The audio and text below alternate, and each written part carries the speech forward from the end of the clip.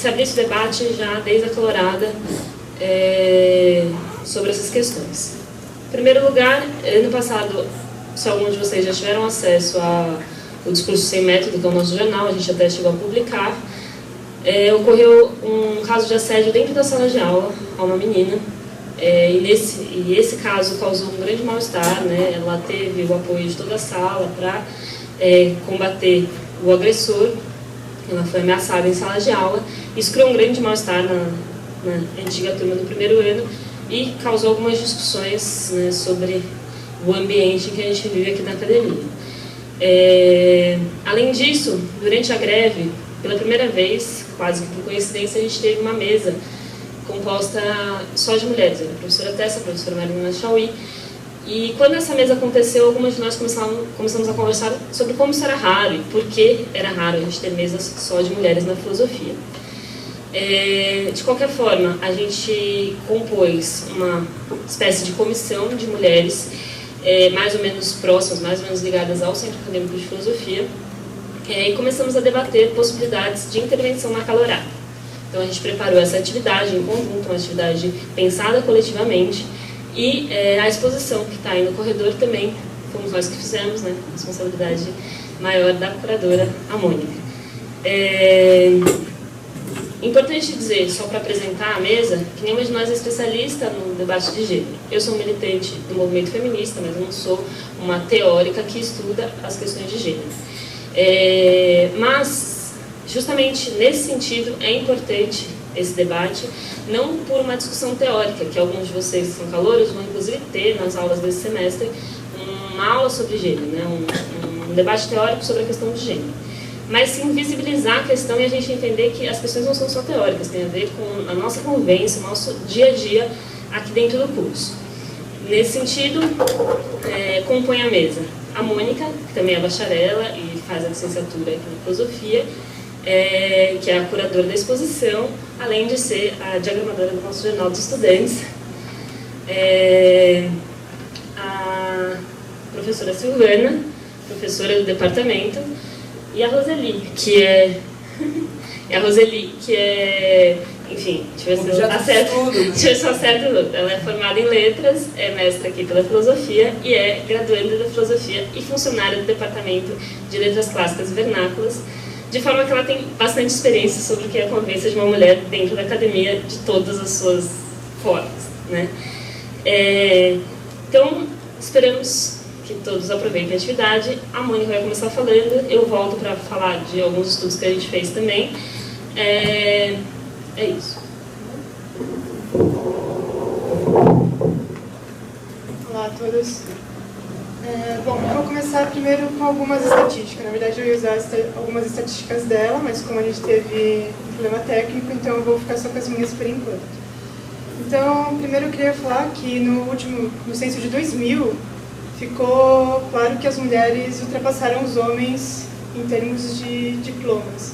Elas agora têm 52,8%. Só que por trás desse número tem um hiato, que se a gente analisar os dados, as mulheres elas têm muito mais a ver com profissões ditas femininas e de magistério, cuidado com a saúde, enquanto engenharias, outras profissões masculinas, elas ainda são um número muito pequeno, algo como engenharia são 2%. Então, deixa eu isso aqui. E um outro dado relevante também é a representação política que as mulheres têm no Brasil. Só para vocês terem ideia, no Senado elas representam 13%, enquanto no Congresso são apenas 8,77% de mulheres. Então há uma contradição. Como é que elas podem ter 52% dos diplomas e terem uma representação tão baixa na política? Então, é uma explicação que a gente defende, que é que ela remete à ideia naturalista de que as mulheres não são aptas ao exercício intelectual ou exato, elas tendem sempre a cuidar das pessoas, por isso essas outras profissões são mais procuradas pelas mulheres. Bom, então, dizem que as mulheres tendem à emoção, enquanto os homens tendem à racionalidade. E aqui onde a gente estuda, muitos filósofos defendem isso. É inútil porque são muitos. Muitos deles também defendiam que os selvagens, os negros, os índios, seriam incapazes de pensar intelectualmente. Bom, aí eu vou começar então a falar da questão da identidade. Bom, a identidade, seja ela individual ou coletiva, é formada a partir da memória. Essa, por sua vez, é composta por personagens, acontecimentos e lugares que se dão na história. A identidade de cada um, ou seja, a imagem que se tem sobre si, a imagem que se quer mostrar aos outros, e a imagem que os outros têm, que os outros veem, a pessoa, ela, assim como de um povo, se forma, portanto, a partir da identificação com personagens, acontecimentos e locais significativos. Isso influencia no modo de vida das pessoas, como de um povo em geral. A memória, contudo, não é um fato, mas uma interpretação dos fatos. A memória coletiva é um palco em que se disputa o que se deverá ser lembrado e a maneira como deverá ser lembrado, atribuindo um valor a essa memória, que ela pode ser positiva ou negativa, produzindo a visão que se tem de determinados grupos, elevando alguns e estigmatizando outros. Mas eu devo observar ainda que no Brasil, em geral nos países de fundação recente, eles sofrem de diversos lapsos de memória nacional, dada a baixa difusão do conhecimento histórico, chegando ao ponto de eleger no concurso televisivo Chico Xavier como herói nacional, que concorria bizarramente com a princesa Isabel e Santos Dumont. Lembramos mais dos personagens estrangeiros do que dos nossos próprios personagens. Podemos dizer assim que o Brasil sofre de um duplo esquecimento, tanto no âmbito da história mundial como no âmbito nacional. Isso certamente dificulta a construção de uma política nacional séria, se é que isso ainda é possível em algum lugar, pois cria a imagem de que a política não é coisa para brasileiros, quanto mais para brasileiras.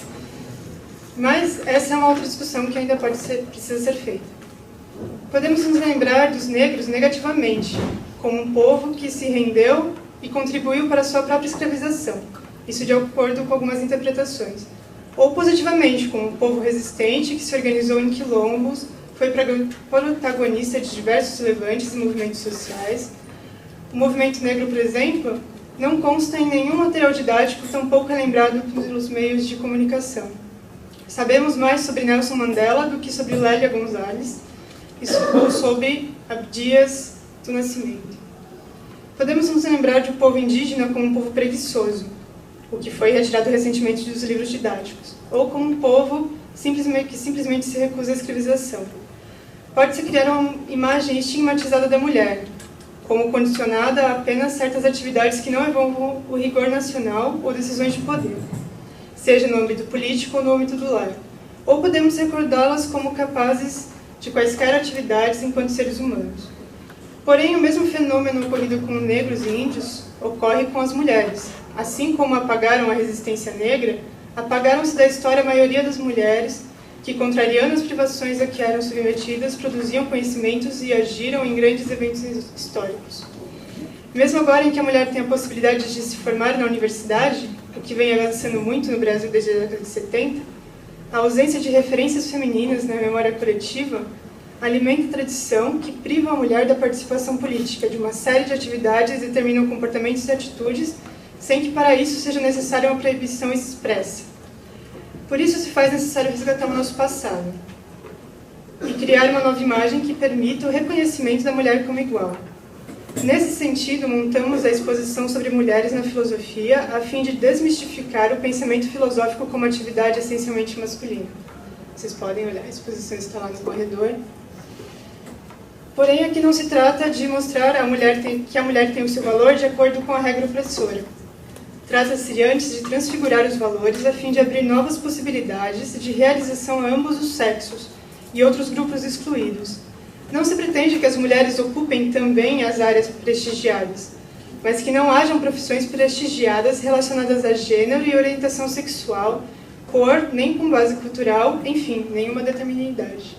Bom, é isso que eu tinha para falar para vocês, gente. Obrigada.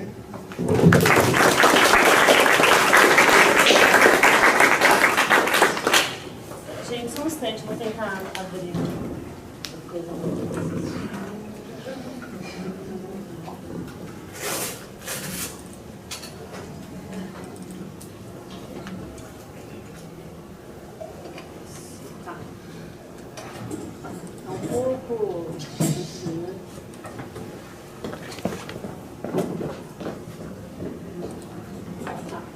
pouquinho fora, né? É o melhor possível por enquanto. Então, eu estava programada para fazer uma fala introdutória e tal, mas ela tem referência, na verdade, a um pequeno estudo que a gente fez no processo de produção dessa atividade. Porque, enfim, nas pesquisas sobre a questão da mulher na filosofia, a gente descobriu que o New York Times publicou, em 2013, uma série de artigos sobre a mulher na filosofia. Por que isso aconteceu? Porque um famoso professor da área de filosofia da linguagem assediou uma aluna por meio de e-mails, e isso causou um grande bafafá nos Estados Unidos. Ele renunciou ao cargo dele, e a partir daí se levantou a questão sobre como são tratadas as mulheres nos cursos de filosofia. Acho só interessante dizer que eu vou tentar fazer a ligação entre essa situação que aconteceu nos Estados Unidos, que acontece nos Estados Unidos, com a nossa situação aqui do curso, tentar pensar em comum as origens desse tipo de agressão acontecer num ambiente que a gente entende que deveria ser crítico, justamente é um ambiente que a gente menos espera encontrar essas coisas. Pois bem, o primeiro desses textos é da professora Sally Hellinger, do Instituto de Tecnologia do Massachusetts. Esse texto, basicamente, se propõe a reunir alguns dados sobre a presença das mulheres na filosofia. E aí, eis que, acho que eu digo uma coisa que talvez nem todos aqui esperassem. Esse é um curso masculino, é um curso de maioria masculina. Não todos os cursos do mundo, mas todos nos Estados Unidos, a pesquisa que ela fez mostrou isso. Então, por exemplo... Tudo bem? Esquece. Enfim, não consigo abrir os dados dos Estados Unidos, mas enfim. Na verdade, o texto se baseia no fato de que tem menos mulheres na filosofia do que em uma série de ciências exatas. Menos do que na química, menos do que na física, menos do que na economia. Que é uma coisa inesperada, considerando que um dos estereótipos que existe, que a Mônica estava falando, é que as mulheres são mais afeitas às ciências humanas. Pois bem, essa é a situação do nosso curso também. 27% em 2010. Tá. Enfim, esses números, eles continuam existindo. No noturno, em 2011, 30%. Em 2012, 25%. E, ver se eu consigo abrir esse, também a gente fez um gráficozinho sobre a situação de vocês, calouros, porque, pelos nossos cálculos, deu mais ou menos 22% de mulheres apenas entrando na filosofia esse ano. É importante partir disso, para pensar as consequências de ter tão poucas mulheres. Por um lado, é um desafio a gente explicar por que é assim, embora acho que a Mônica indicou já alguns elementos sobre um estereótipo da mulher não ser afeita ao pensamento racional. Por outro lado, as consequências disso que é necessário e importante destacar e visibilizar. Vou ler um trechinho do texto da Sally Hellinger, que acho que leva a reflexão nesse sentido. Ela está falando sobre quão poucas mulheres existem, quão poucas mulheres e quão poucos negros também. E ela fala o seguinte: com esses números, não é necessário assédio sexual ou racial para dificultar as mulheres ou as minorias de ter sucesso, pois a alienação, solidão, preconceitos implícitos, tratamentos estereotipados, microagressão e discriminação direta farão o trabalho. Mas também, em um universo com esses números, o assédio fica mais fácil. Então, a noção é que a gente, estando num curso que é masculino, é necessário ter muita atenção justamente para esse tipo de estereótipo, que já é geral na sociedade, ele não se reproduzir, não se transformar em agressão, em constrangimento, uma série de coisas. O segundo texto é um texto que busca discutir uma autocrítica para os homens e para os tipos de atitude que esses homens têm. É um texto da professora Linda Marti Alcoff, que fala sobre os tipos de situação que você vive na academia e que podem constranger as mulheres, que muitas vezes os homens não percebem, inclusive não percebem como privilégios.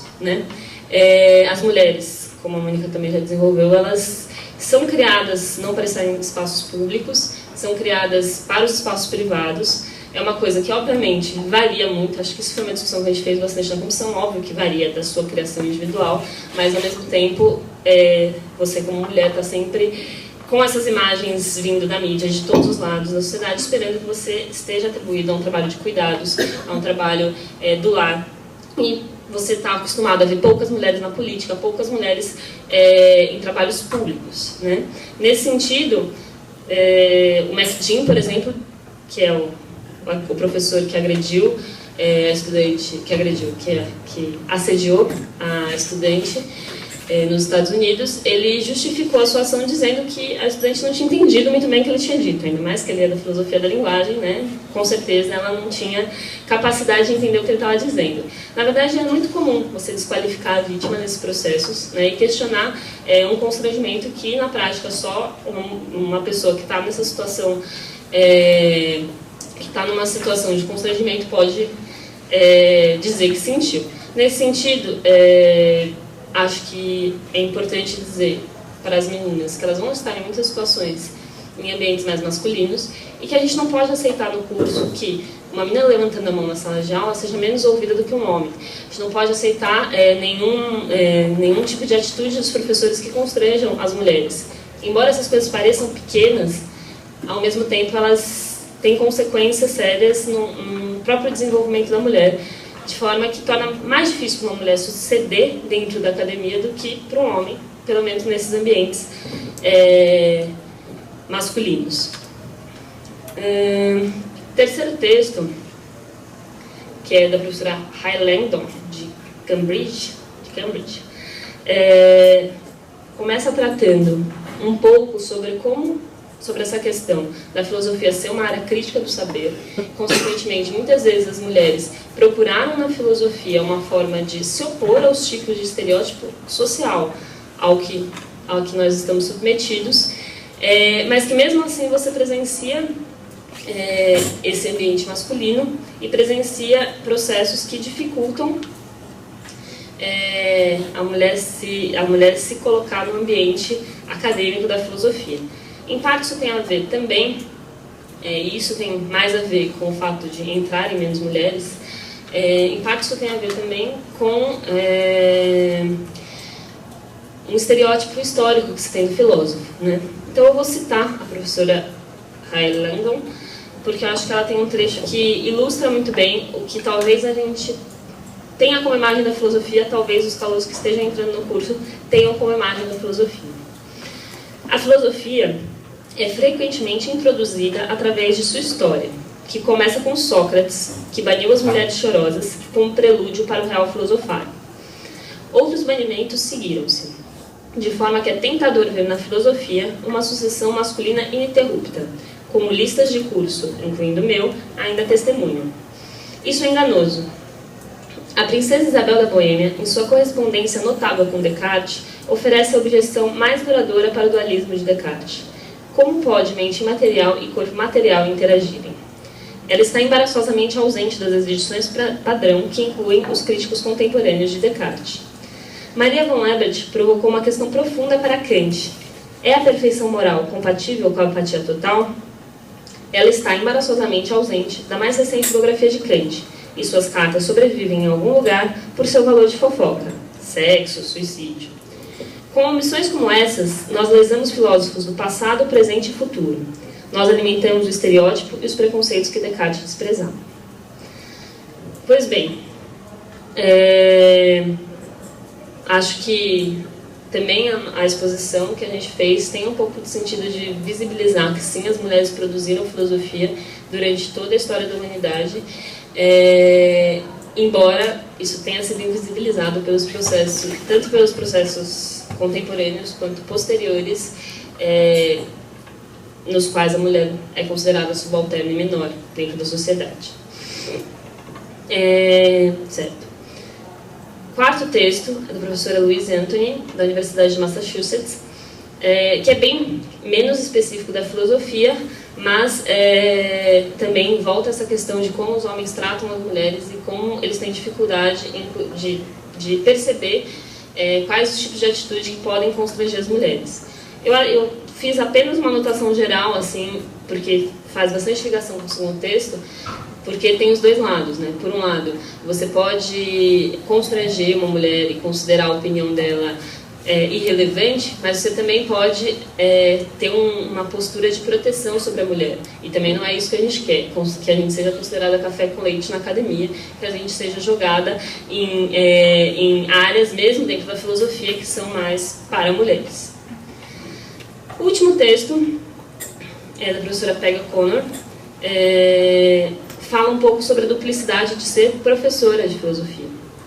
Ela fala sobre como ela, sabendo as dificuldades que as mulheres enfrentam no desenvolvimento da vida acadêmica da filosofia, ela fica entre a cruz e a espada, não sabendo se ela desestimula os estudantes a irem para programas ou irem se graduar em áreas que ela sabe que são mais masculinas, que vão causar certos sofrimentos e dificuldades para elas, ou se ela protege as alunas no sentido de vai para esse outro programa, que é mais fácil para você, não sei o quê. E também que é uma visão que ela entende, ela sabe que é uma visão também problemática, que dificulta que as mulheres estejam em pé de igualdade dentro da academia com os homens, no caso da filosofia. Só destacando, para concluir, o fim desse texto da Peggy O'Connor, ela chega à conclusão de que é muito mais responsabilidade dos homens rever os seus privilégios e conseguir lidar com as mulheres dentro da academia.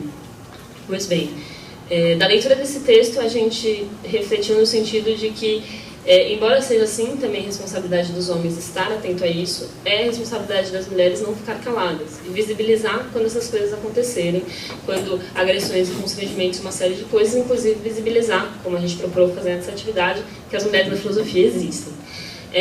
Nesse sentido, as veteranas ligadas ao CAF ou não, são solidárias a qualquer problema que as calouras sofrerem, qualquer angústia que elas tiverem em relação ao curso. E a gente está aberto para discutir, a gente fez essa atividade também num sentido muito grande de acolhimento. Além disso, o movimento de mulheres se organiza na universidade, então existe um coletivo de mulheres aqui, que é do prédio do meio, das Ciências Sociais e da Filosofia, que trabalha com as questões mais relacionadas ao feminismo. Vai ter a sua primeira reunião na quarta-feira que vem, dia 26, às 18 horas. E eu trouxe também material da Frente Feminista da USP, que é uma frente de mulheres da USP toda, que é o Manual da Caloura. Então eu vou distribuir para as calouras no final, com algumas questões aí mais pontuais sobre a vida na universidade em geral. É isso.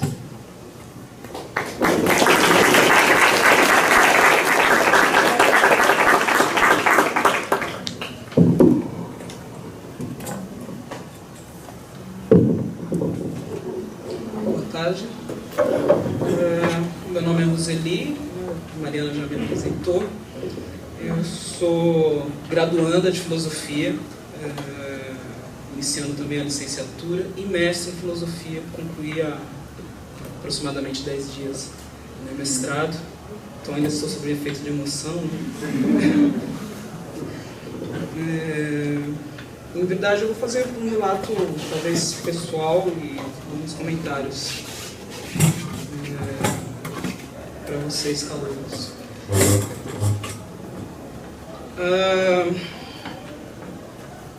Vou partir realmente do momento da minha defesa em que caiu uma ficha grande em relação ao que eu era na universidade. Fiquei pensando, bom, sou mestre em filosofia e sou mulher, sou mestre em filosofia e sou negra, sou mestre em filosofia e assim, não estou nas camadas mais abastadas da sociedade. Sou mestre em filosofia e trabalho na USP, né, no cargo técnico administrativo.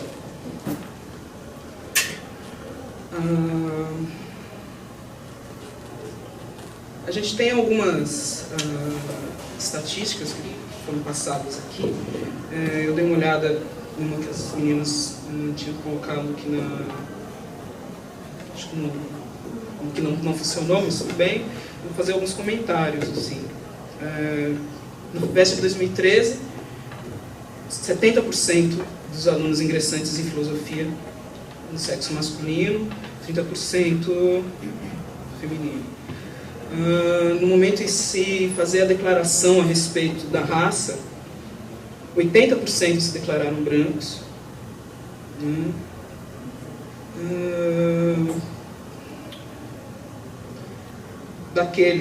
uma anomalia em relação ao curso de filosofia. Quantos cursaram cursinho pré-vestibular? Isso teria que se fazer uma avaliação, né, uma análise. Aproximadamente 50% não frequentou. Então a gente pode talvez concluir que muitos fizeram a escolha pelo curso de filosofia como segundo curso de graduação, ou possuem uma origem em algum colégio de boa qualidade curricular.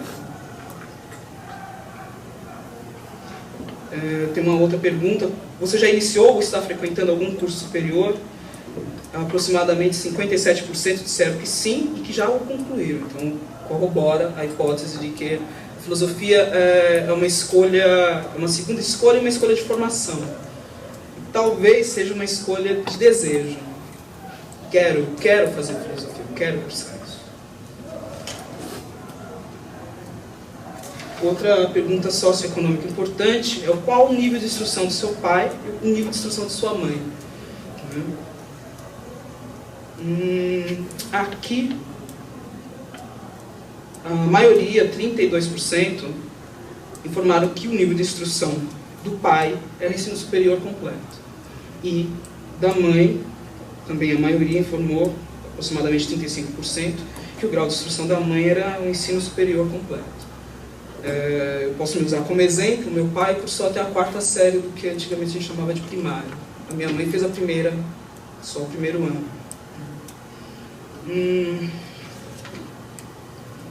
E a idade dos ingressantes, né, no curso de filosofia. 51% acima de 25 anos, que corrobora a escolha como segundo curso, provavelmente.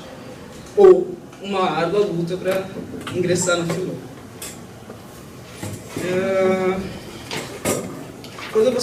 Quando eu observei essas estatísticas, eu me percebi numa posição tanto quanto singular. E comecei a entender porque tantas pessoas nos corredores do prédio, da filosofia e da letras onde eu trabalho, começaram a me dar tapinhas nas costas, me cumprimentarem, não sei o que,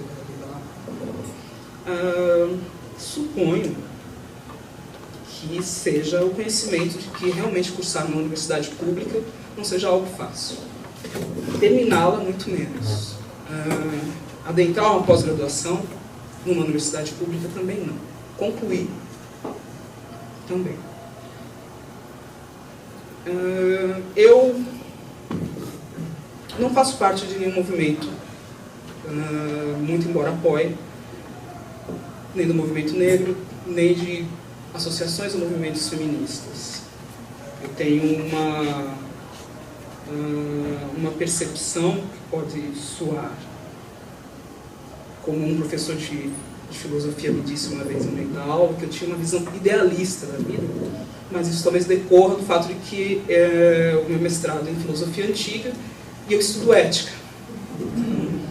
Realmente eu devo estar assim, num time que está perdendo. Mas isso me dá um grande prazer. Então, independente do Corinthians ganhar ou não, continuo no time. Eu tive uma discussão há um tempo atrás com a Mariana sobre um caso de uma menina que sofreu assédio numa empresa, né? A gente ficou sabendo, o nome dela é Viviane Alves, que era estudante de Direito na PUC, e que ela cometeu suicídio.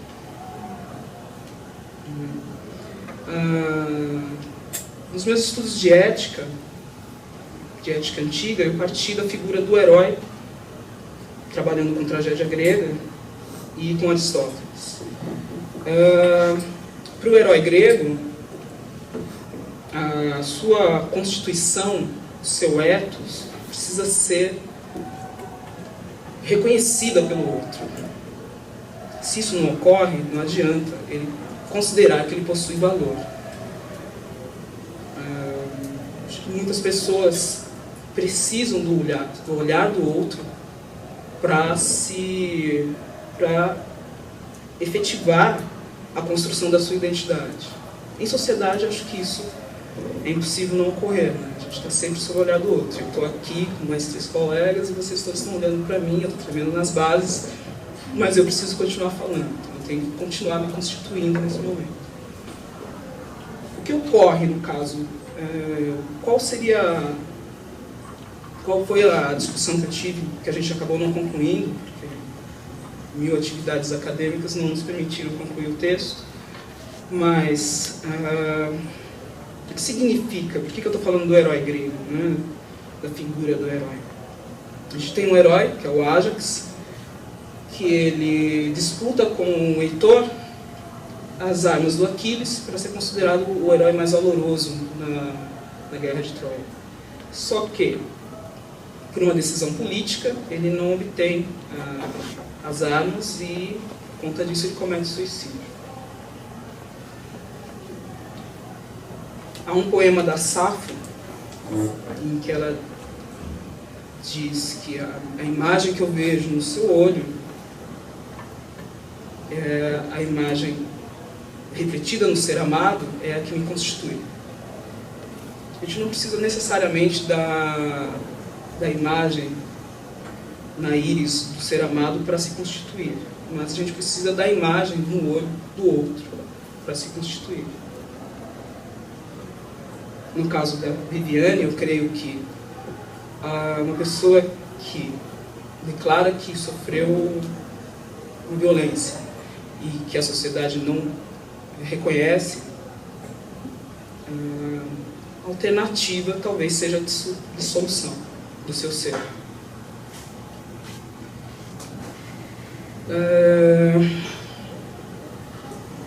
Tem um texto do Marx que a gente estava tentando discutir, que é sobre o suicídio. Ele faz algumas análises e eu vou dar uma lidinha só para discutir isso rapidamente e concluir. Esse texto é um texto de um funcionário público da administração francesa, que o Marx comentou, e, segundo Marx, há uma grande influência do romantismo, dos escritores do romantismo, como Dumas, Balzac, que tinha uma idealização da pessoa versus ao que é denominado a opressão da sociedade capitalista burguesa. Aí ele informa, ele faz uma declaração. Descobrir os maus tratos como fator dominante, as injustiças, os castigos secretos que pais e superiores impiedosos infligem às pessoas que se encontram sob sua dependência. A revolução não derrubou todas as tiranias. Os males que se reprovavam nos poderes despóticos subsistem nas famílias. Nelas, eles provocam crises análogas àquelas das revoluções. As relações entre os interesses e os ânimos, as verdadeiras relações entre os indivíduos, ainda estão para ser criadas entre nós inteiramente. E o suicídio não é mais do que um entre os 1001 sintomas da luta social geral, sempre percebida em fatos recentes, da qual tantos combatentes se retiram porque estão cansados de serem contados entre as vítimas ou porque se insurgem contra a ideia de assumir um lugar honroso entre os carrascos.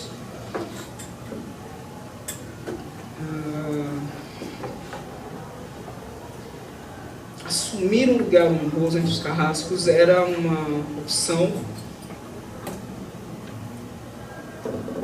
que, infelizmente, a Viviane não deletou. Ser contado como vítima também, permanecer em situação de vítima, também não é uma escolha para a constituição da identidade de qualquer pessoa. Eu me lembro que meu pai, quando eu era criança, me disse: você é menina e você não é forte. Eu ficava pensando, por que eu não sou forte? Eu consigo carregar isso aqui. Eu posso correr mais ou menos. Só porque eu sou menina, eu não sou tão forte. Quando eu ingressei novamente na USP, através do vestibular, porque eu tenho uma graduação em letras, a minha mãe me disse, falou: pô, mas de novo, você já não está muito velha para isso?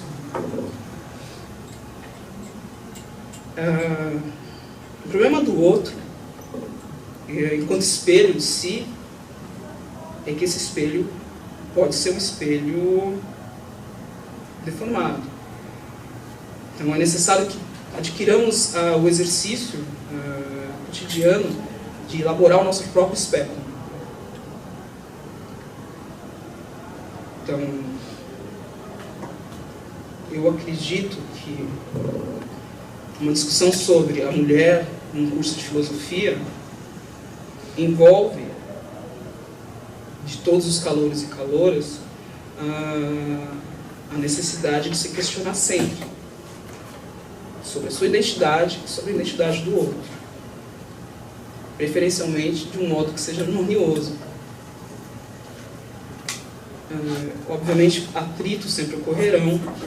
A gente vive numa sociedade baseada em dicotimias, e essas dicotimias servem momentaneamente para políticas, por exemplo, afirmativas, ou para se protestar em favor de algo ou de outra coisa. Mas o ideal, como disse meu professor, você é um idealista, seria que nós conseguíssemos romper essas prateleiras em que nos encaixam e quebrá-las de vez. Eu tenho um texto, mudando um pouco de tom, tem um texto muito engraçado de uma escritora chamada Alice Walker, que escreveu A Cor Púrpura, que foi filmado pelo Spielberg. E ela volta à faculdade dela e pede para que ela faça uma palestra sobre o percurso dela, e ela resolve falar sobre o cabelo. Vou falar sobre o meu cabelo. Um belo dia eu resolvi que ia me livrar da questão de me preocupar com o meu cabelo. Parece uma coisa muito boba, mas essas coisas bobas, às quais a gente não dá tanta atenção, também são constituintes do nosso ser.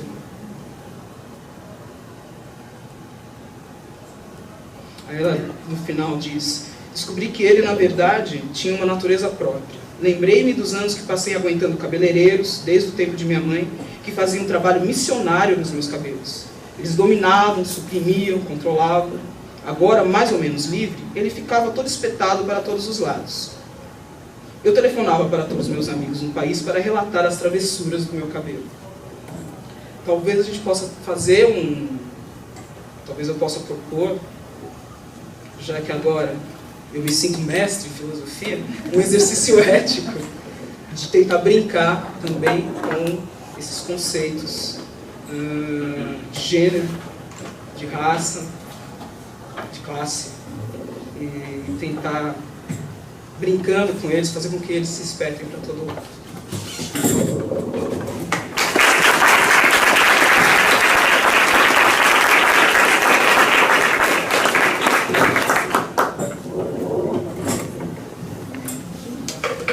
Bom, gente, boa noite. Eu preparei uma fala, mas ouvindo a mesa, eu começo a pensar várias outras coisas para comentar, mas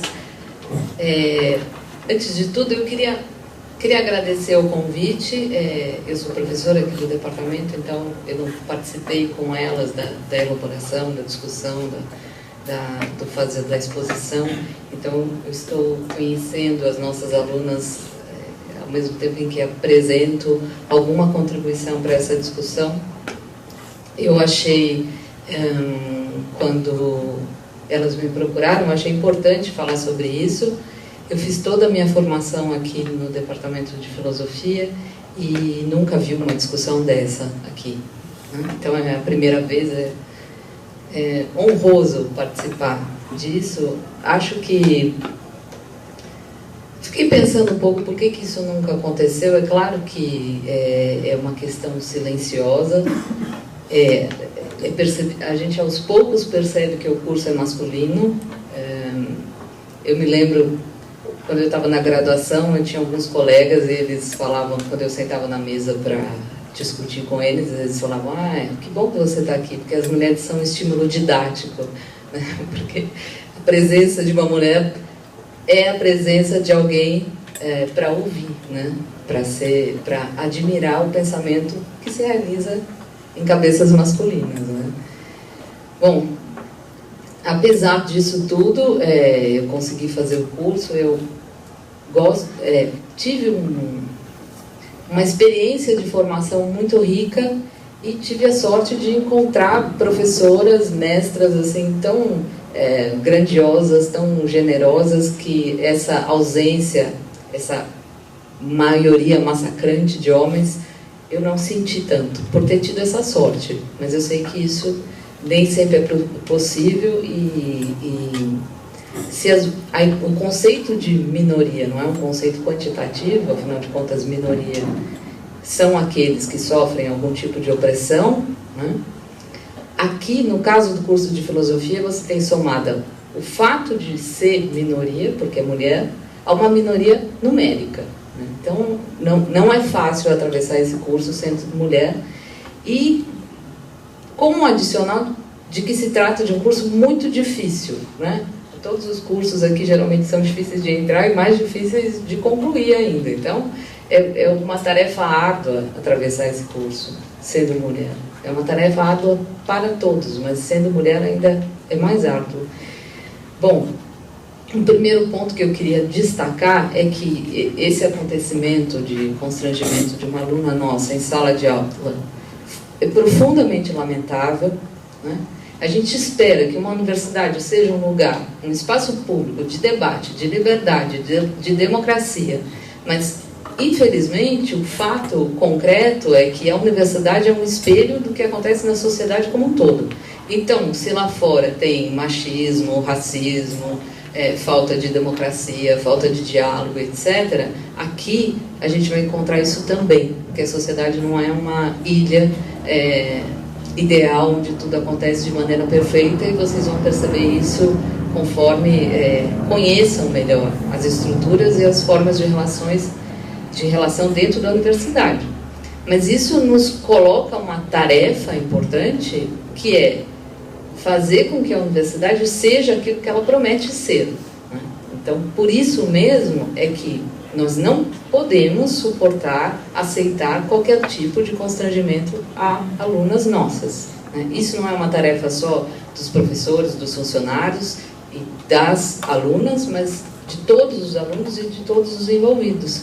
Então, eu espero que nós, enquanto coletividade, que a gente esteja atento a esse tipo de coisa e que a gente não aceite esse tipo de coisa simplesmente. Então, antes, como as meninas disseram, né, antes de discutir teoricamente um assunto que é tão complexo e tão difícil, de fato, a nossa atitude deve ser de recusa desse tipo de constrangimento, né?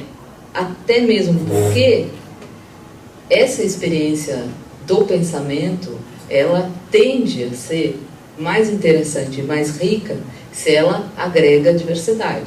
Então, se a diversidade já é tão pequena, temos que aproveitá-la o máximo possível, né? Instigar as discussões que ela possa trazer.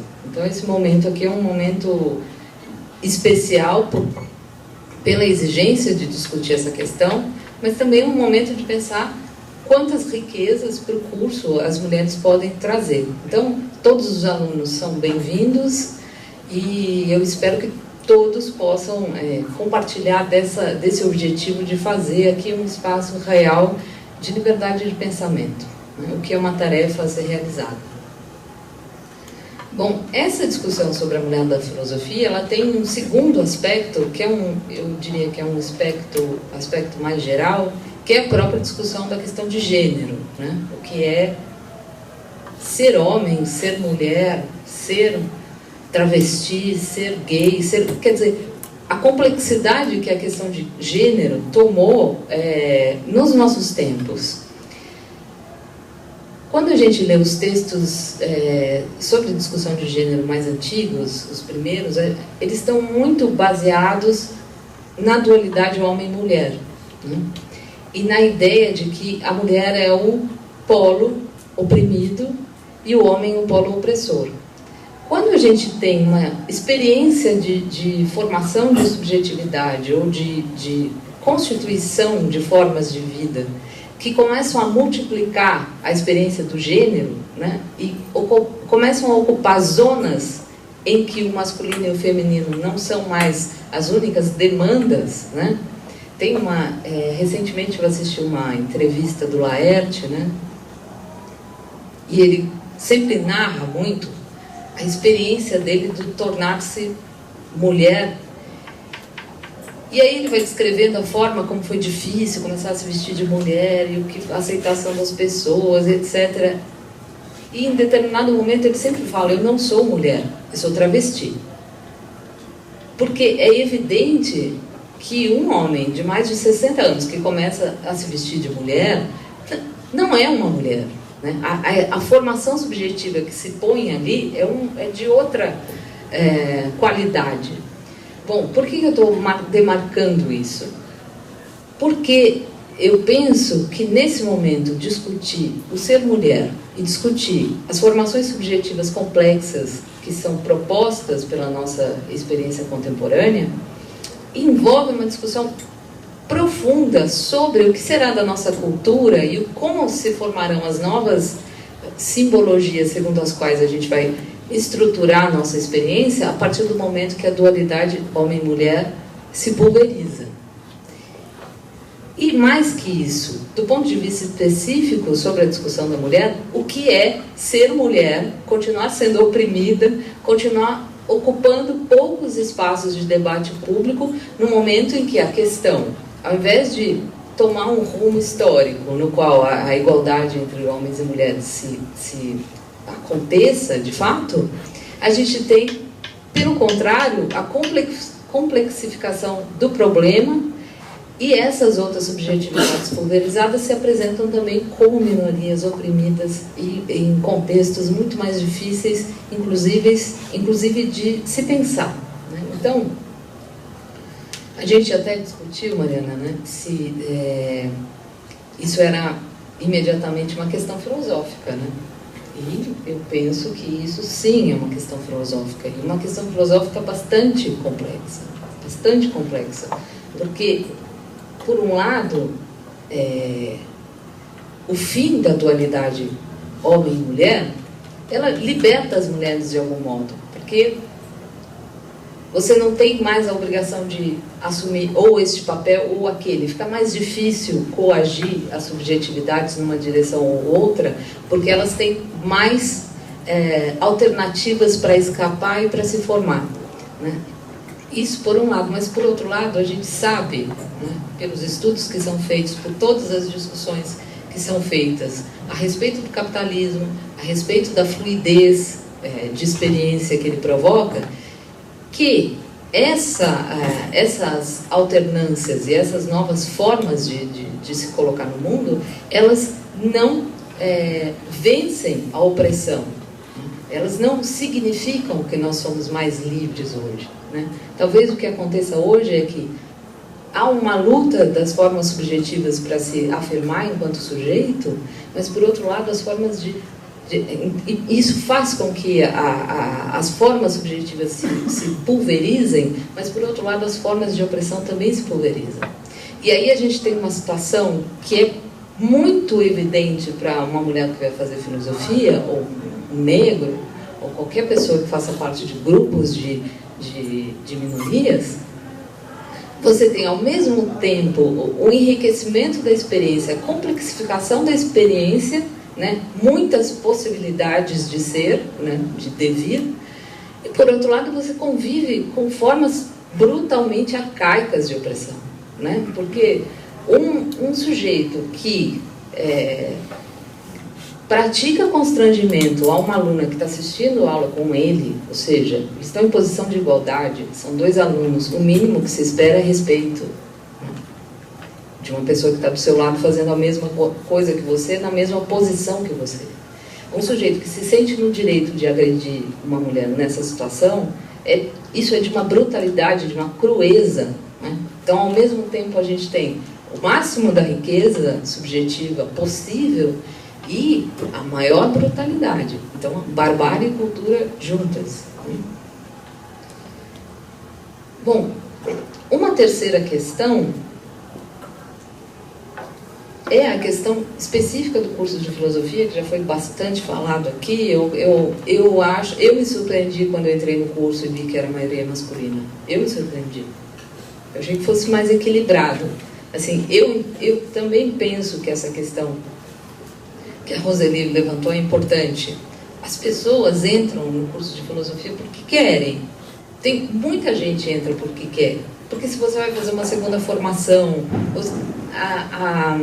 o vestibular não é tão difícil quanto os outros. É claro que para quem vem de escola pública, a FUVEST é difícil de qualquer maneira. Mas o vestibular não é tão árduo entrar, e ao mesmo tempo as pessoas que entram pela formação e pelos caminhos que levaram essas pessoas a escolherem o curso, há um desejo ali de fazer filosofia. Então, isso me leva a perguntar mesmo por que poucas mulheres desejam fazer filosofia. Né? É um mistério para mim. É um mistério. Eu queria muito fazer filosofia. Me espantou não ter outras mulheres que quisessem. Me espantou. Até porque a gente tem poucas mulheres, mas são mulheres muito presentes na nossa cultura, assim, né? Muitas mulheres que são conhecidas fora da academia. Então, isso é uma coisa ainda que há que se investigar. Por que poucas, né? Mas não é só essa questão que se coloca, porque, do ponto de vista de alguém que faz filosofia, né? Sendo minoria, é preciso se perguntar se é diferente, que tipo de posição, que tipo de formulação de pensamento acontece a partir do ser mulher, do devir mulher. Né? Isso é uma questão que eu me coloco e para a qual eu não tenho resposta. Sinceramente, eu nunca me aprofundei nessa questão. Né? Uma coisa, e eu acho que aqui todas na mesa concordaram sobre isso, existe sim uma dificuldade para as mulheres ocuparem espaços públicos. Então, mesmo quando elas podem escolher um curso, elas podem ter um diploma, elas escolhem aquilo que é mais próximo do que seriam funções femininas. Né? Então, isso é muito interessante de se pensar, né? Porque, de algum modo, mesmo quando você dá a abertura, né, as mulheres não vão a esses espaços. Né? E se elas vão, o que elas fazem quando estão lá?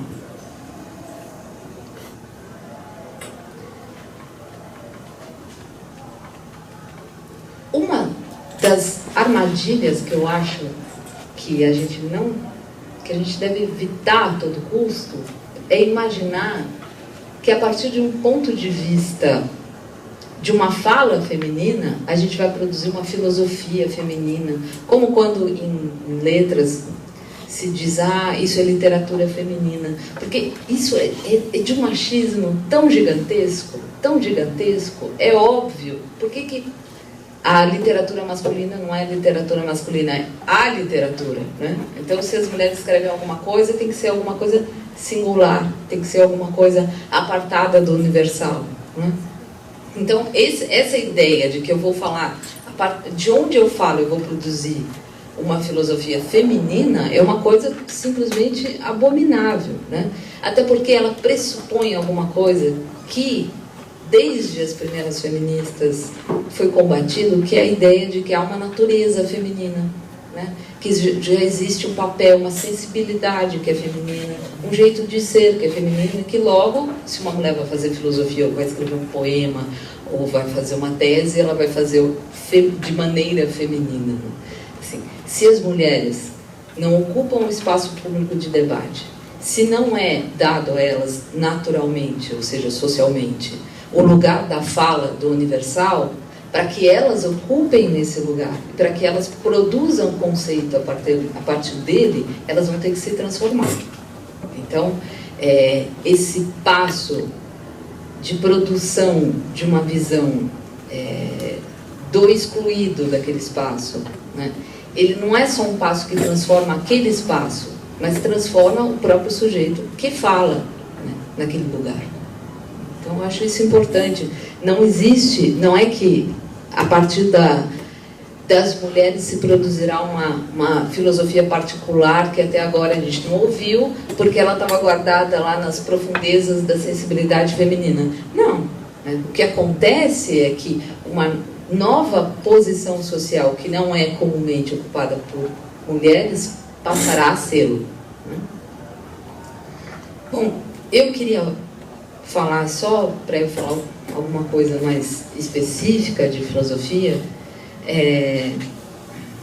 fazer só um pequeno comentário sobre uma cena que sempre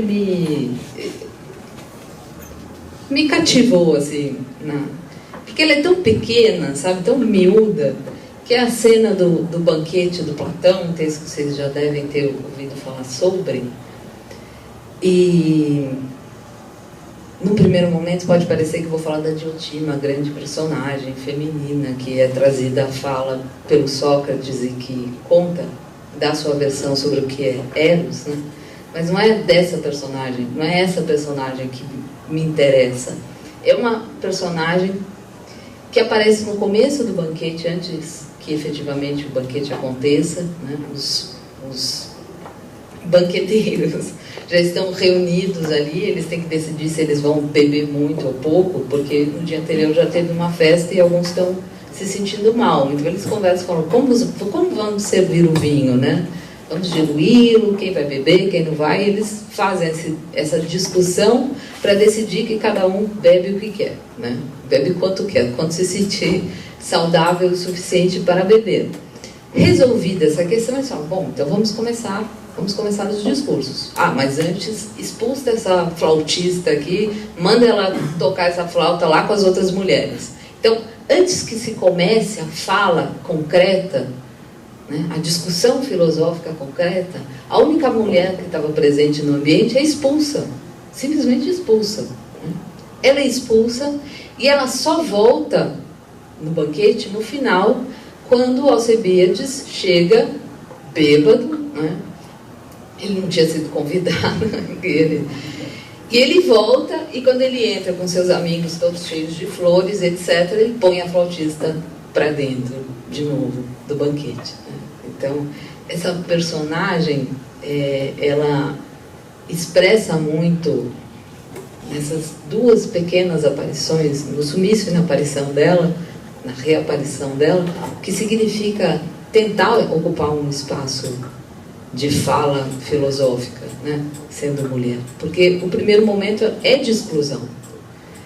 E é uma exclusão que nem sempre é explícita, né? Porque vocês não vão encontrar aqui nada que seja diferente do resto da sociedade, como eu disse no começo. E a maioria das formas de opressão, elas são silenciosas, elas são implícitas, né? Elas são delicadas, né? Elas não são, não é sempre na forma da brutalidade que elas aparecem. Então, a exclusão do pensamento é uma experiência constante. E a reinserção é sempre uma irrupção. Então, se eu tivesse que dar um conselho, porque você citou a fala da professora que diz que fica em dúvida se ela desestimula as alunas a fazerem a fazer o curso, indica outros cursos onde elas terão, do ponto de vista da probabilidade, mais chance de sucesso, né? Eu usaria como resposta uma formulação paradoxal que é tipicamente sartreana, né? São paradoxos que não têm solução do ponto de vista teórico, mas que eles esclarecem o que é a experiência. Né? Então, para ocupar um espaço, é preciso ocupar esse espaço. Então, não adianta, é óbvio que nenhum movimento de reivindicação quer condescendência, e não se trata disso, né? Agora vamos parar todo mundo e deixar as mocinhas falarem, né? Não se trata disso, né? Agora, do ponto de vista das mulheres, é essa situação e é preciso enfrentá-la, né?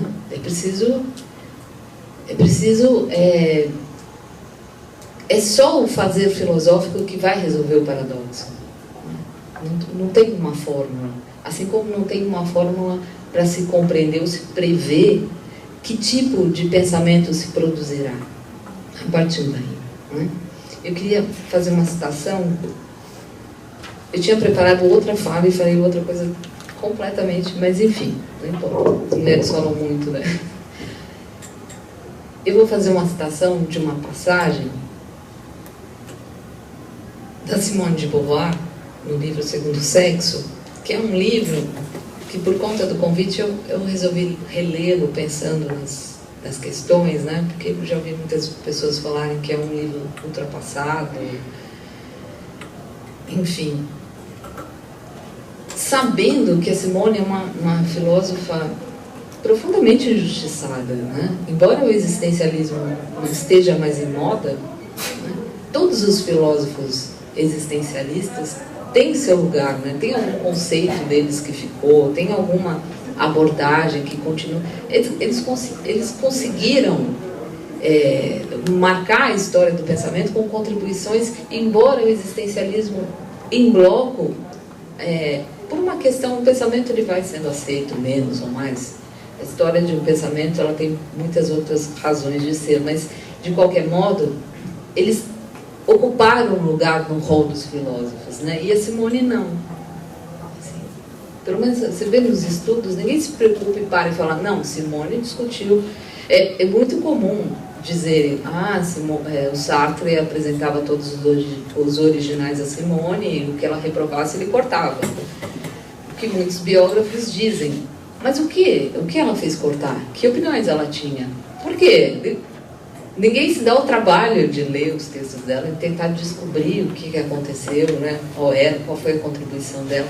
Se havia, como é testemunhado por todos, por Merleau-Ponty, enfim, que ela era uma cabeça pensante ali, alguém que era profundamente considerada e respeitada por seus pares, né? Porque quando a gente vai reescrever, reler essa história, fazer leitura estrutural dos textos de Sartre, não se pergunta em nenhum momento que contribuições a Simone deu àquele pensamento. E é irritante, assim, porque as biografias que são feitas dela, quase todas, são para contabilizar quantos amantes ela tinha. Né? Assim, pouco importa o que ela pensou. Pouco importa. E relendo o livro, é um livro profundamente interessante, é um livro que tem muitos aspectos que infelizmente eu não vou poder abordar aqui, mas que valem a pena. É um livro por onde se pode começar a pensar muitos aspectos dessa questão. É um livro que sobrevive e que tem uma virtude interessante, porque ele foi escrito numa época muito específica do feminismo, porque ele traz reivindicações para o pensamento de esquerda, porque demorou para a questão de gênero aparecer, ser uma questão verdadeira para a esquerda. Isso é um fato, não é? E a Simone fala a partir desse fato.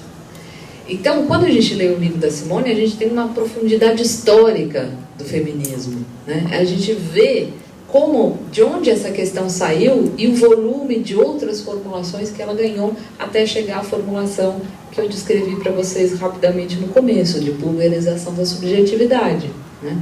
Então, embora não se possa mais falar somente sobre primeiro e segundo sexo, né? A gente tem que considerar as outras demandas subjetivas, ainda assim, o livro da Simone tem um lugar na formulação de um pensamento sobre isso, sobre todas essas questões que a gente está discutindo aqui.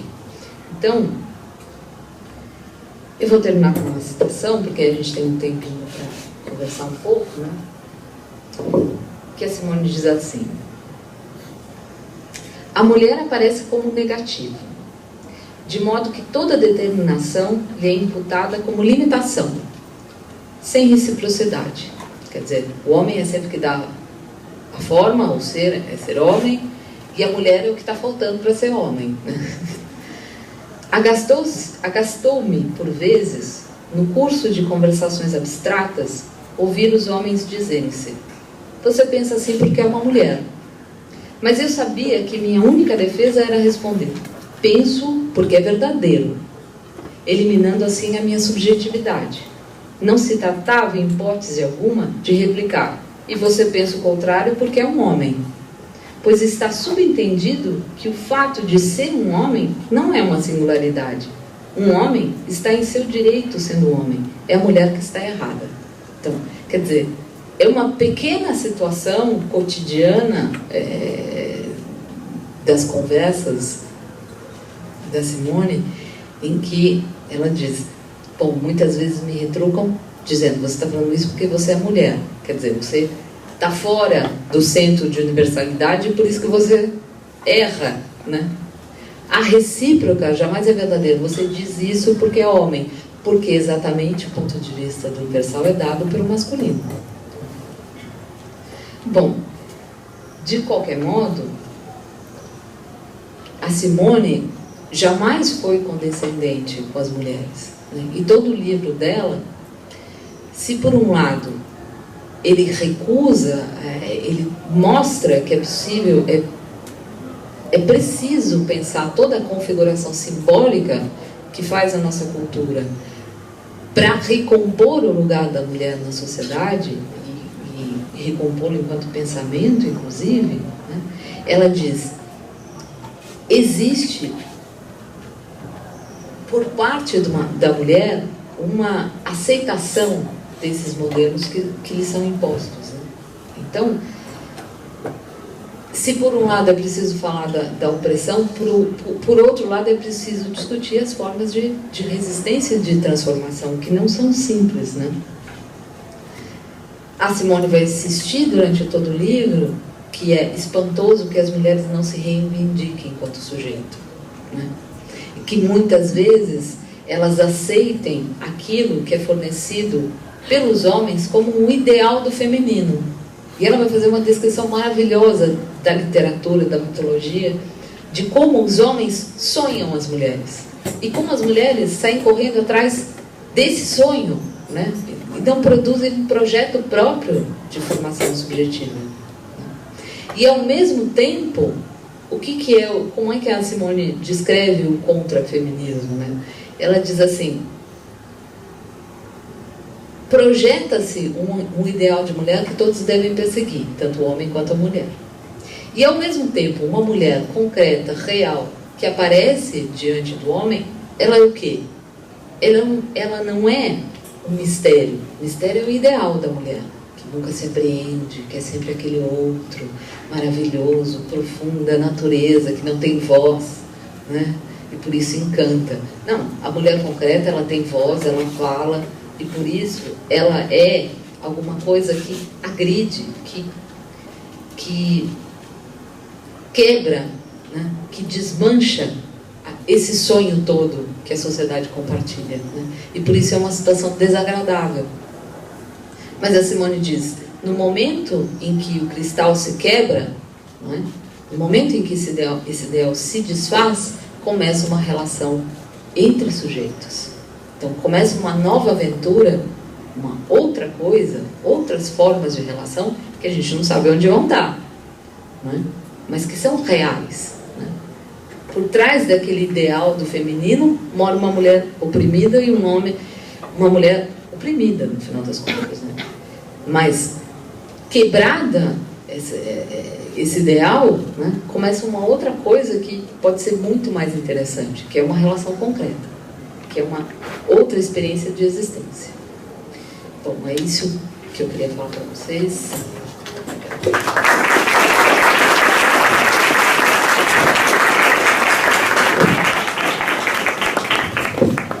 Gente, acho que a gente tem um tempo para abrir para perguntas, colocações, etc. Não sei se alguém quiser, pode falar, o microfone está aberto, pode falar de onde estiver também. Fala alto só. Foi bem enfatizado que a mulher tem menor presença nos cargos públicos, nos espaços públicos de discussão.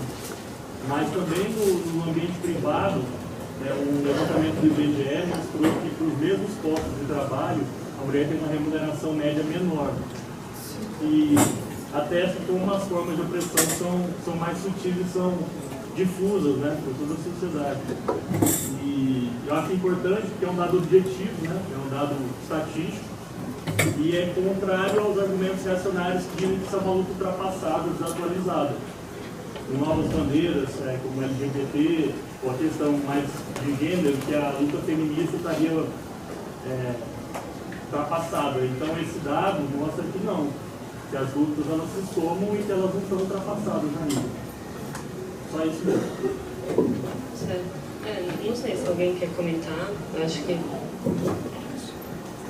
Eu queria só somar o que ele está falando, que é extremamente hipócrita esse negócio, por exemplo, da diferença salarial. Todo mundo sabe que existe.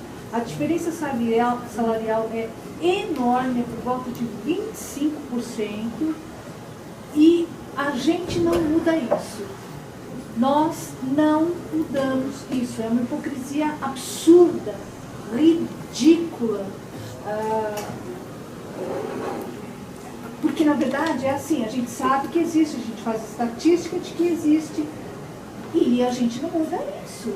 O que nós não estamos fazendo é que me deixa muito abismada com a nossa incapacidade. E nossa, é a sociedade. Aí não importa se é homem ou mulher, é nós todos que não alteramos essa situação, apesar de não só saber que ela existe, ter dados que comprovem, mas que chato, né? Nossa, que horror, né? Nossa, você viu o que acontece? Mas a gente não muda isso. Só para comentar isso, acho que uma coisa importante em relação a isso é que existem várias tentativas e existe legislação sobre isso. A questão justamente é que você tanto cria guetos, né, de trabalho mais feminino e mal remunerados, e além disso em muitas empresas se cria cargos, né? Uma vez conversando com uma amiga também que discute esse tipo de questão, ela falou que, sei lá, numa fábrica muitas vezes vai existir 1 milhão de auxiliares, auxiliares de não sei o quê, mas não vai ter nenhum cargo que não seja auxiliar, entendeu? Então, na prática, você coloca como auxiliar para remunerar menos, mas só quem trabalha na linha mulher recebe menos do que um cara que faz a mesma coisa em outra fábrica, né? Então, tem várias formas de burlar legalmente, embora exista toda uma legislação que é contrária a isso acontecer.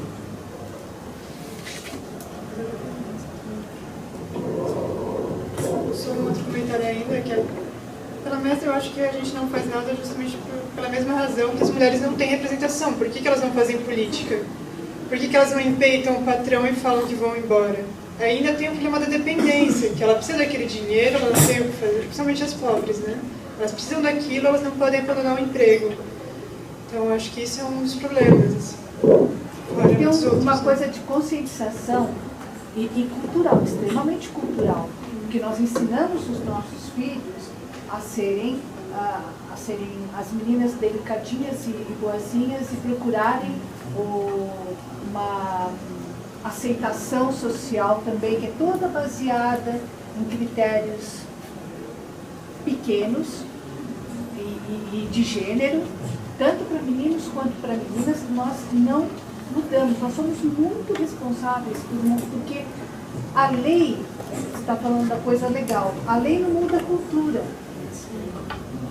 entendeu? É a cultura que precisa mudar, somos nós que precisamos mudar, somos nós que precisamos carregar isso para transformar, entendeu? Eu acho que só cabe adicionar que isso também não muda porque tem gente que leva vantagem nisso, né? O patrão que só contrata mulheres e que remunera elas pior tá tendo vantagem dentro disso, né? É uma mudança cultural, mas até mais ampla nesse sentido, né? De quem se beneficia com isso. Só para acrescentar, a gente também tentou aqui pensar um pouco na relação de culpabilização do outro, daquele que é pensado como ideal e não como concreto.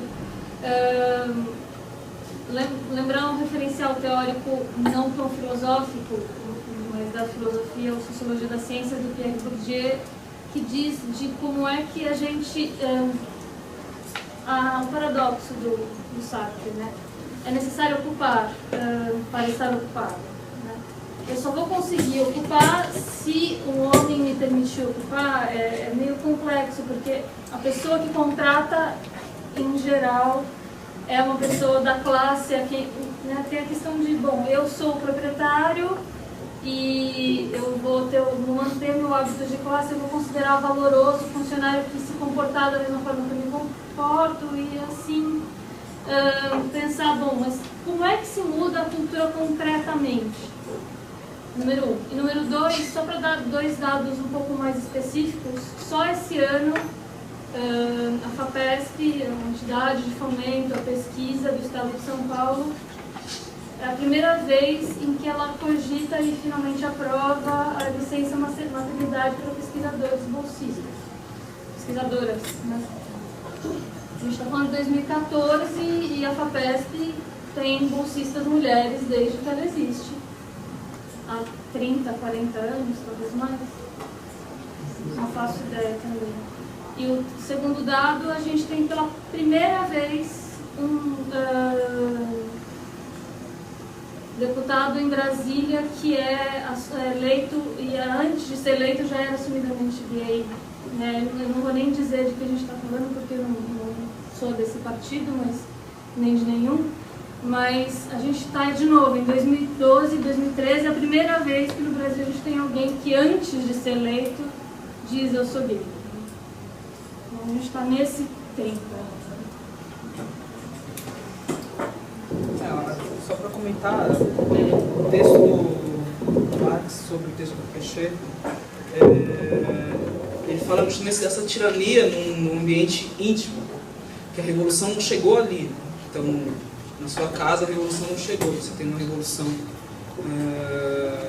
em termos de estrutura social ou econômica, mas você não tem uma revolução de concepção do outro, de quem está próximo a você, dos jogos de poder dentro do núcleo familiar. Então, no texto que eu citei, até tem um comentário, né, as pessoas dependentes. Então, ainda havia a noção de que a mulher, nesse estudo, cometia mais suicídios numa sociedade burguesa, porque ela estava oprimida e era dependente, e como ela não conseguia se expressar, ela não tinha meios de expressão, o único modo de saída dessa situação era o suicídio, ou é. E questão, então nós não fazemos nada, não estamos fazendo nada. Então, questões de ações afirmativas, de movimentos, de ações políticas mais intensas são necessárias. Então a gente vai continuar trabalhando numa dicotomia, sim, homem e mulher, porque não se estabeleceu ainda uma coexistência de igualdade, de condição de vida, de existência. Até que isso ocorra, cheguemos próximo a isso, sempre haverá o discurso de direitos de homens e direitos de mulheres, direitos, questões sobre cotas ou não cotas, se haverá uma inclusão social ou não na universidade, como conseguir ou não proteger as mulheres de assédio, como se a mulher fosse um ser frágil. Na verdade, ela não é. Mas, enquanto seres humanos, somos frágeis, talvez, no modo como processamos as nossas deliberações e as nossas ações. A falha está na constituição dos nossos atos. A fragilidade está aí. Mais alguém com uma questão? Sei lá, como quem participou das conversas para tentar organizar esse dia de hoje, aqui eu consigo contar, eu tinha contado, 13 pessoas que eu acho que são mulheres, pelo que eu olho daqui, e que eu acho que não conheço, então julgo que são calouras. Assim. Vocês 13 tiveram vontade de dizer alguma coisa, o tempo foi exíguo, ou desistiram, ou não tiveram? Se isso aqui fosse uma roda de 25 pessoas e essas pessoas fossem todas selecionadas pelo fato de terem nascido mulheres isso ia mudar o espaço de fala de vocês ou não. Eu quis contar quantas porque eu julgo que aqui a gente deve ter mais do que 25 pessoas. Assim, né? Acho que a gente tem menos de metade das pessoas aqui presentes mulheres. E a questão aqui é sempre isso, assim, é concreto nesse grupo que a gente tem aqui, o fato de que se a gente não tivesse homens presentes, a gente teria mais mulheres falando. Eu gostaria que isso não fosse verdade, assim, eu queria saber. Acho que isso é um destaque importante, acho que inclusive porque o movimento feminista costuma se organizar só com mulheres. Acho que infelizmente não se resolve assim, por exemplo, de perguntar, porque acho que seria uma dinâmica diferente, mas acho que eu entendo como uma reiteração, que se algumas das calouras, etc., quiser falar, por favor, o microfone é aberto e aqui vocês serão ouvidas, em geral. Mas agora a Maria, tudo bem? Não, só porque a Maria colocou uma questão que é muito importante. A professora Silvana comentou sobre essa questão do feminismo ser a partir dessa discussão das militares e tudo mais, uma pauta da esquerda, né? A gente tem dentro do movimento de esquerda, dentro desses movimentos de debate, dentro da universidade, ou dentro dos movimentos da universidade de contestação, uma dificuldade muito grande também, né, nesses espaços de inserção da mulher. Então, por exemplo, eu fui do Centro Acadêmico de Filosofia por 2 anos. Quem fazia a relatoria das reuniões, geralmente, eram as mulheres da gestão. Quem fazia a relatoria de reuniões amplas, dentro do movimento estudantil, conselho de centros acadêmicos, enfim, reuniões abertas das entidades, esse tipo de coisa. Quem faz relatoria, o trabalho de secretário, é a mulher. Então, assim, quem geralmente faz aquelas falas acaloradas de assembleia, aquelas falas em mesas, mesmo em movimentos estudantil, mesmo organizados por este movimento de esquerda, que se reivindica também feminista, né, geralmente são homens. Então, só para a gente pensar como também em espaços de discussão como esse, que tem uma mesa só de mulheres, eu fiquei muito feliz de ter mais intervenções de mulheres do que de homens. Mas só para a gente pensar que mesmo, né, em espaço de discussão a mulher se coloca menos mesmo. Mesmo em espaço de militância de esquerda, a mulher se coloca menos mesmo.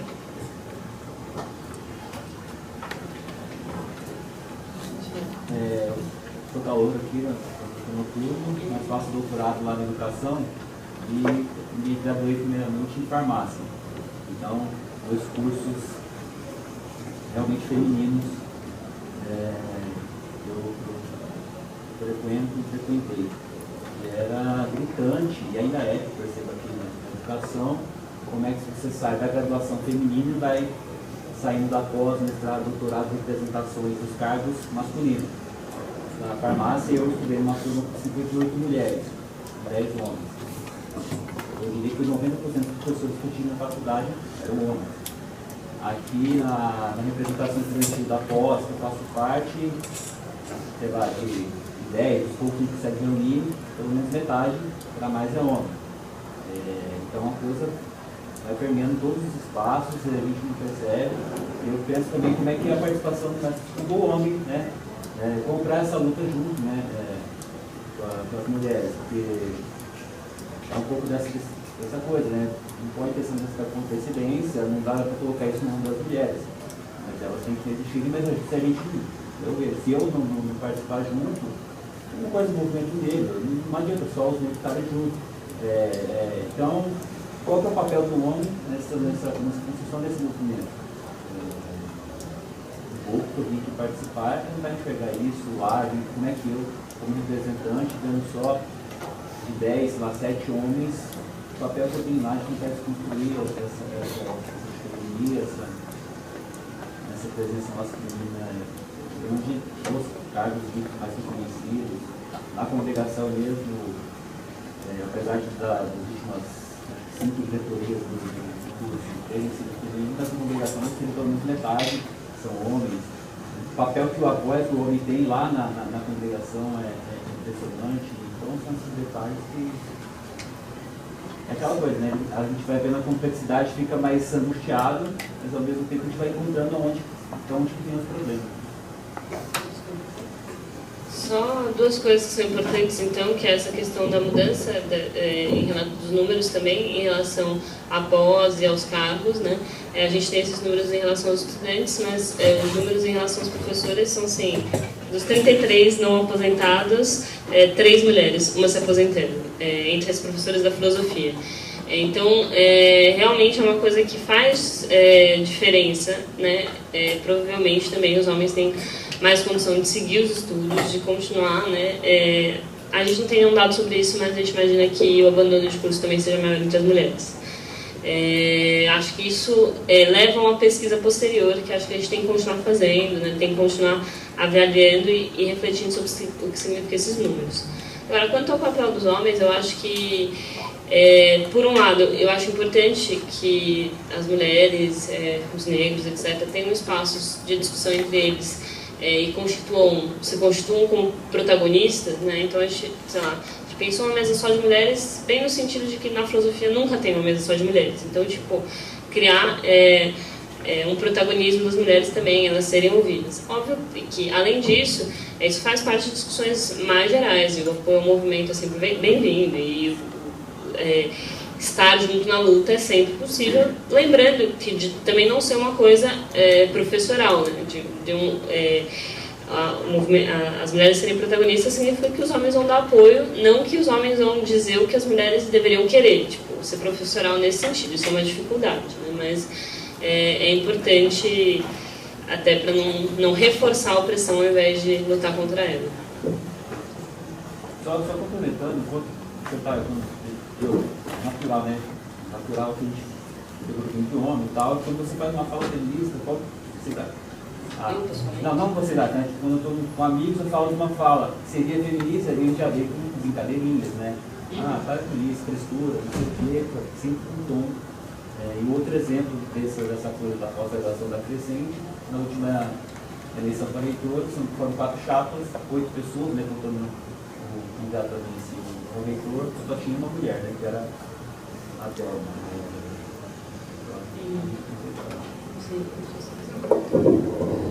Há um estudo a respeito da quantidade de professores, inclusive por áreas, assim, por exemplo, é irrisória a quantidade de professores que tem nas engenharias, porque é irrisória também a quantidade de mulheres que tem nas engenharias.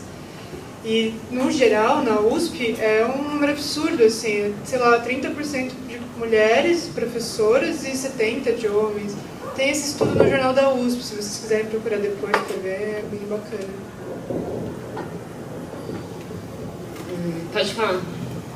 Ajudando um pouco essa fala dela em relação à maternidade e a diminuição do número de mulheres em especializações ou uma carreira acadêmica mais continuada, na operação humana, não é assim? Veja, a mulher sai, ela para, porque ainda a maternidade ou o cuidado das crianças está quase que exclusivamente ao cargo das mulheres. Então, me parece que combina um pouco, né? As instituições não têm políticas nesse sentido, então estimula para esse feminino, a mulher vai saindo, vai desocupando o espaço e retornando ao lar. Perfeito, inclusive isso tem a ver tanto com o cuidado com os filhos, quanto, na verdade, as mulheres também elas acabam se responsabilizando pelo cuidado com os idosos, pelo cuidado com o marido, por todos os tipos de cuidado. Então, o tipo de responsabilidade social que a mulher tem, de reprodução da vida, dificulta o desenvolvimento de uma carreira acadêmica que exija tempo, etc.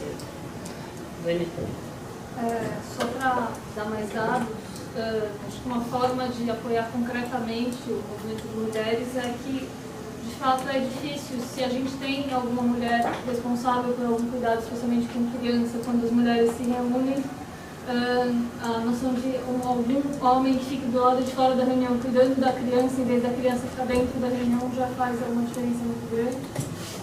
Isso porque existem 3 creches dentro da USP e elas são concorridíssimas, você vai conseguir colocar a criança quando ela tiver 3 anos. E concretamente, queria fazer 2 propostas. Assim. Uma é no sentido dos textos que a Mariana disse, se alguém quiser realmente de fato manter esse diálogo e alguém tiver interesse em traduzir para todo mundo os 5 textos publicados no New York Times, ele está numa pasta pública no Google Drive, a gente conversa ou não conversa, se escreve e tal. E a segunda coisa é a gente pensar também com relação aos seus dados mais precisos, de quanto mais a carreira é considerada superior, menos você vai encontrar mulheres. A gente está num momento de discussão entre vocês prestaram o FUVEST e vocês vão poder se formar bacharéis em filosofia e licenciados em filosofia. Pode ser que a próxima turma que entre no que vem tenha que optar na FUVEST. Ou eu quero ser bacharel e seguir carreira de pesquisa, ou eu quero ser licenciado e aí poder dar aula em escola pública.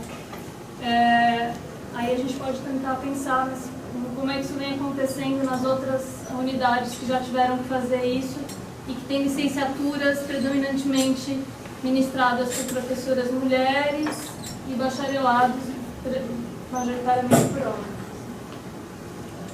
Então, reforçando o convite de todos os calouros que quiserem, sei lá, fazer essa pesquisa, a gente não planeja nada no sentido de organizar isso, mas a gente está disponível no sentido de discussão também. O CAF está sempre aberto e a gente está sempre por lá. Então, acho que dá para pensar em algumas coisas e avançar, tirar alguma coisa do desenvolvimento desse debate. E não é? Você está falando um pouco da filosofia, acho importante dar uma olhada aqui para todos que estão pensando, que existem vários casos, né, de agressão a mulheres dentro do campus, e a prefeitura do campus se nega a ter uma sistematização desses dados. Então, é recorrente casos assim dentro do campus, mas a prefeitura mesmo precisa disso, então encaminha a mulher para uma delegacia, onde a gente já sabe o tratamento quase sério, quando chega a demonstração desse limite, né? Só isso para também seria uma campanha para ver se tem necessidade, se a prefeitura do campus se reconheça isso como um problema do campus, né? Porque é reitoria, justamente. E as datas da iluminação são lugares que não são. Então, não são funcionando. É sério, mas se a gente é uma autarquia, por que a gente vão responder, não, vai lá, a delegacia da mulher tem essas estatísticas? Não. A gente tem uma polícia que o campus coloca aqui dentro, a polícia do campus, ela recebe esses boletins de ocorrência. O caso que eu acompanhei em 2003, a pessoa foi encaminhada para uma delegacia comum que tem aqui atrás, foi atendida por um homem que perguntou, mas então, houve penetração ou não? Senão não escuta. Enfim, só para falar que, principalmente sobre essas questões de violência contra a mulher, o Manual da Caloura, que é feito pela Frente Feminista da USP, tem várias informações, telefones úteis, vários textos, várias coisas. Então, para as calouras passarem aqui e pegar antes de sair. Tem mais alguma questão?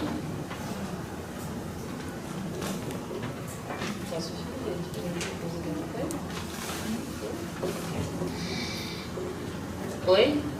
Tá, tudo bem. Só finalizando então, sejam bem-vindos de novo todos, calouros e calouras. Agora eu acho que tem aula inaugural do departamento, às 6h30, e mais tarde... é 7h30? 7. Mas é que às 6h30 começa enfim. o lançamento deles. Isso.